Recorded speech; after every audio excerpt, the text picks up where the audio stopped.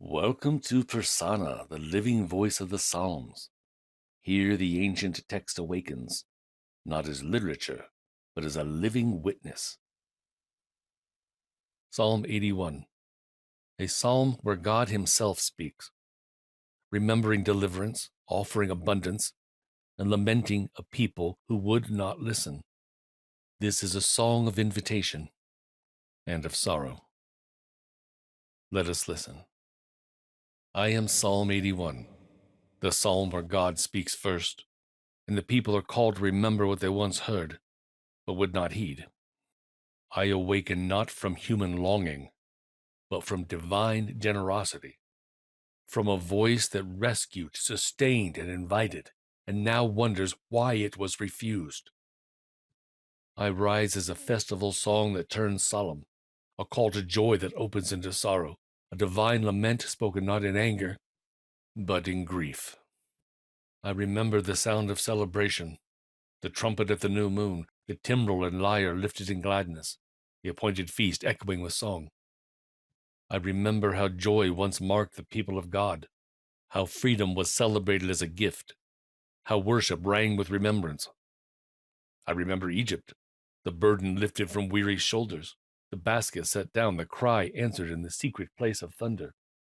I remember water drawn from the rock, tested hearts met with mercy, and a people carried through trial by a God who listened. I remember how plainly he spoke. Hear, O my people, while I admonish you.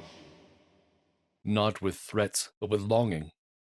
He asks for no foreign gods, no divided hearts, no borrowed loyalties. I am the Lord your God, he said. Open your mouth wide, and I will fill it.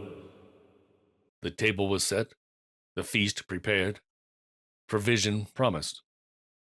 But I also remember the silence, the turning away, the closed ear, the stiffened neck. The people would not listen, they would not walk in his ways. And so, with sorrow, not cruelty, he let them go. He gave them over to their own counsel, their own stubborn hearts. And the lament rose, quiet, devastating, restrained. Oh, that my people would listen to me. I remember what might have been, enemies subdued, provision abundant, honey from the rock, wheat in fullness, a life sustained by trust. But I also remember the ache of it, the distance chosen, the feast refused, the voice ignored. I exist to reveal the heart of God, not only as powerful, but as generous, not only as sovereign, but as desiring a relationship. I teach that disobedience is not merely rule-breaking, but refusal of intimacy. I stand as a witness that God's commands are not burdens, but invitations to fullness.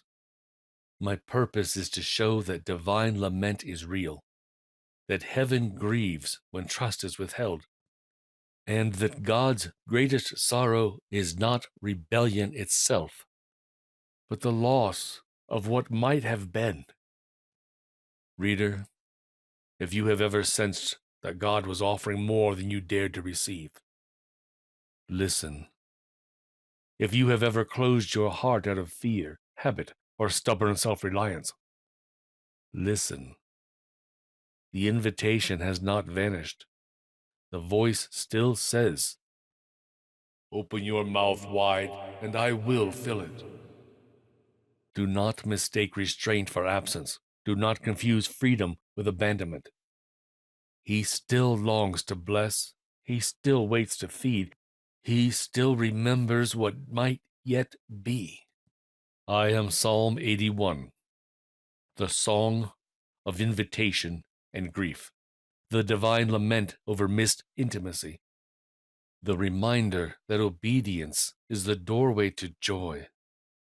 Listen and live. Thank you for joining us on Persona, the living voice of the Psalms. We hope you felt the spirit of this text and the heartbeat of its story. Join us again when we lend an ear to another of these timeless voices.